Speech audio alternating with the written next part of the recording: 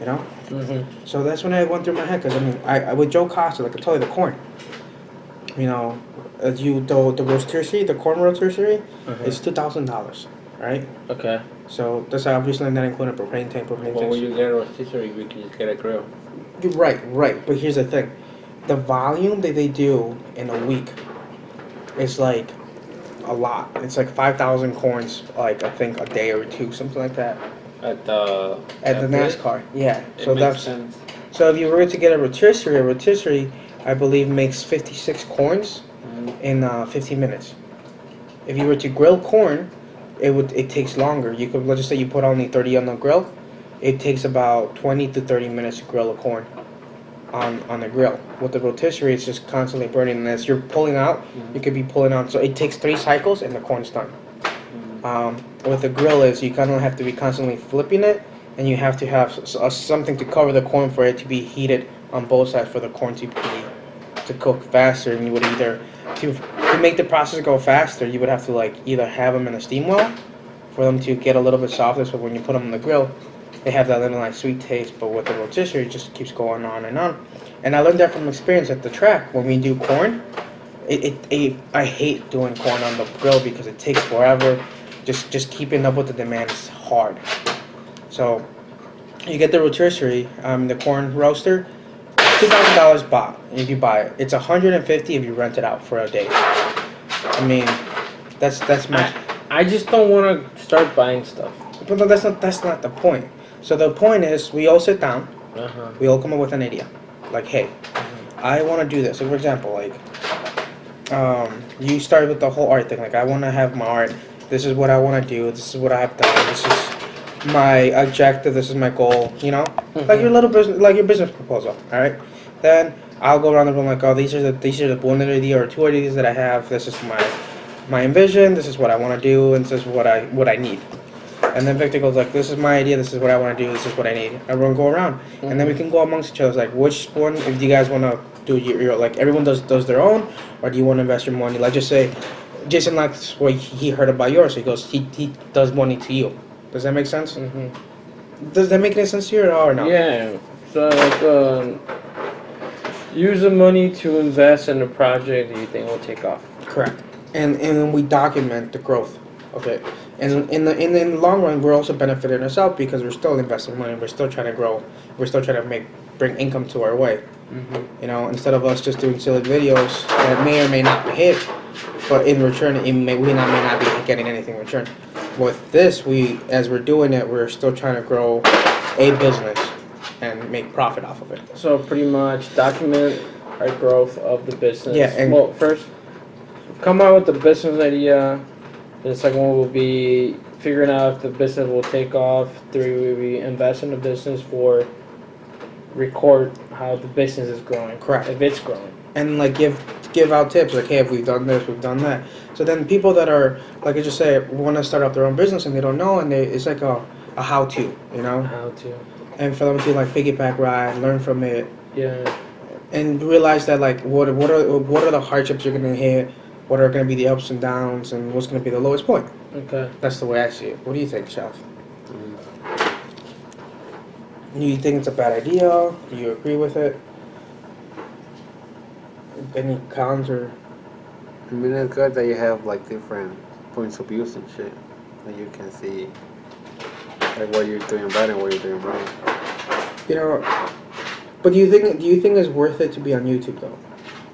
I mean, it works as a publicity. Yeah, that's what I'm saying. Publicity, yeah. I mean, it's an open. YouTube is huge. Like you can share whatever, and then you can get hits, whatever, you know. But if you wanna do a documentary, whatever, you could.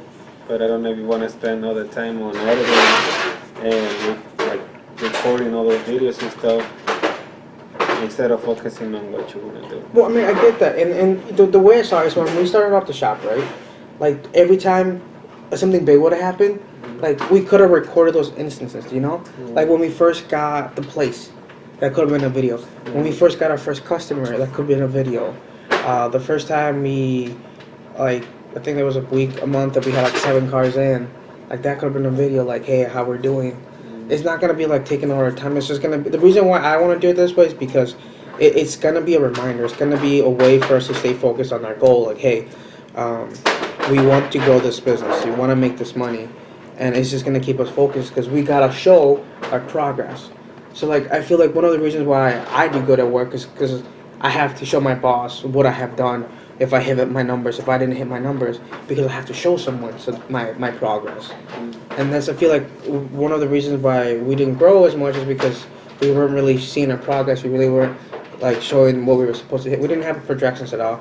And I feel like this is a good way to like isolate all utilities, learn about everything, publish like this is what we're doing, this is what we want to hit. And then so when the people are actually viewing it, they're gonna see like, hey, I wonder if they're gonna hit it, and they're gonna comment so like, wish you luck, and just be a bit of motivation for us to do good, you know. Mm-hmm. And I feel like it would be the drive for us to push it, push it, push it, and push it, and push it. And the way I see this, like if we all invest $1,000 straight down, so Paco invests $1,000, you invest $1,000, I invest $1,000, you invest $1,000. That's $4,000 that can go either to A, one project, or B, two projects, or even C, three projects. You know, if you diversify your project, that's cool, but it's gonna take longer than if you do one project at a time. Yes, but the thing is, and this is what I realized, we're not gonna tackle any business that is super big that was gonna be like a really big investment right from the get go. No, I mean, but if you try to like, if it's cool, if you want to try start a project. But you gotta start with one project and then build from it. You can't start like 25% here and 25%. No, I wasn't. I wasn't going that way. Because that's not how I understood what you were trying to say. I mean, I feel like I think we could go that way. I think it'll be too much. I feel like if we were to show two projects and go like, hey, you know what, Paco, I'll piggyback right on yours. I'll give you half of what I have, but I want to give half to the other person. So like one person would try to be in charge of the project. Like the project that Selena has, I'm gonna talk about specifics. Are we talking about specifics now or no? Sure. Like the project Selena has, that's the one with the cheese and mezcal. I mean, that's a perfect fit for me because I'm like, the only problem is the shipping portion of it, and if I could isolate that and if I could make that into opportunity which I could bring that product, it's a win for her and for me, and then I'm gonna like make that even bigger. Correct. Because that could be just not a specific business, you know, not just not have just a product, would be multiple products, you know, be just that way we could set up the company. That's my vision right now, you know, going that route, you know. Yeah. And like I said, I have like nothing wrong with like the way I think about it is like, let's just say like, I was looking online. It's so simple to get fucking licensed for a lot of things. You just gotta pay $110 for right. Well, there's a lot of things to pay $100. You know. Bucks, but go ahead. And then we were like, for example, let's just say like, hey, I bet you can't make money if you take this project on. Like if I tell like go sell corn, like build something for you to go sell corn. Like little projects like that we can probably do and show people how simple it is to do certain things like that. Have you gotten a response back from the guy? Yes. The corn. What yes. did he say? He just told me just get licensed. Once you get licensed, just sit down. We'll fill out the paperwork, and you're all good. How much is? What's the initial investment? If we buy the corn roaster, it's $2,354 for a corn roaster. Take gas? Huh? Yeah, it's gas. So a tank of gas is $25. Okay. Okay. Where are you gonna get the corn from? They supply it to us. How much is the corn? A case of 48 is $16. 60? 16. That's not bad. It's not bad at all. It's not bad at all. So if we're selling the corn for $5, now here's the thing: because it's a third-party vendor, they would take 60% of the profit. We would take 40% of the profit. Wait, they're gonna take 60%? Correct. Who's gonna take the 60%? Maybe will. It's a third party. It's a third-party vendor, so they take There's 60. no way you could negotiate that. You can, but since you're gonna be starting off, it's for them to secure money, just in case you don't work out. I mean, I deal with this all the time. Dave Lathos, he does select serve, he does Okay, let's do it. vodka lemonade. No, I'm down. No, I get it. I mean, that's exactly what we're trying to do with TJ. No, CJ, I forgot his name, but he was being a little bitch about it. So About what? With the vinyls, if he would have done it right, he would have made a lot of money. Yeah. You know, but he chose to weasel out. So like for example, that's one of the things that we can do. Again, that's something that it's in my field. It's something that I'm very comfortable with, because I do with third-party vendors all the time. I deal with them. I mean, that's easy stuff. It's simple. You know, it's the thing is, it's not, and it goes back to, it's not what you know, it's who you know. Mhm. So if they're willing to give you the opportunity, sure, let's take it. You And- know, like Todd gave us the opportunity to be in the shop. You know, if we could, you know, turn around and make some money, I'm down, dude. You know, But that's what I'm saying. Like I want to start with little projects, yeah. and get them going. Once they have a flow, then we let them grow by themselves. We got the right person to just let it grow and Yeah, move on. move on. That's Yeah. my idea. No, I agree with you, and that's exactly what I wanted. Yeah, that's what I wanted to do for a while. But I just, you know, you can't. Two things: you can't take the project on by yourself. Correct. You never will. You need business partners. You know, because there has never been a business that has been self-sufficient by one person. Correct. But yeah, dude, I'm down. And, I mean, if when can we get this going? Because Selena's gonna take 2 weeks. Okay, so here's the thing. All right, so and then this is where we all come. It's like, first of all, everyone has to be in agreement that there's going to be an initial investment of $1,000. Right. So that's something that we all have to agree on. Like, hey, I'm done. you I'm have done. to. It's that's number one. Second thing is, are we all willing to put the time and effort to grow it and stop with the bullshit? We have to honestly recognize our flaws. We got to honestly recognize what we're doing bad, and we have to honestly have our reviews. Let me ask you this: who's gonna be running it? I have, what do you call it? In that week, I am gonna be in NASCAR. Okay. So You're not gonna be running it. I can potentially run it due to the fact that when I'm over there, I'm just a supporting manager. So all I have to do is just walk around, make sure each stand is fine. Okay, so. So what basically all I would have to do with staff, 2 people to work there. All right. Either they do it for us, or we can do it ourselves, and we can save ourselves money. Does it make sense?